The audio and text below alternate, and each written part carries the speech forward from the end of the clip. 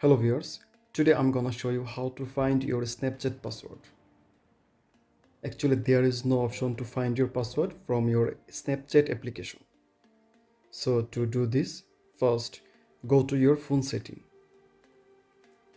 Scroll down, tap on Google. Now tap on your email address.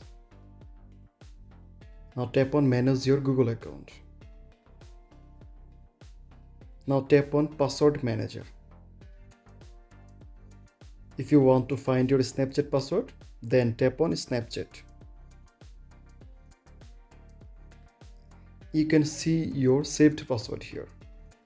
If you found this video helpful, please subscribe to my channel. Thank you.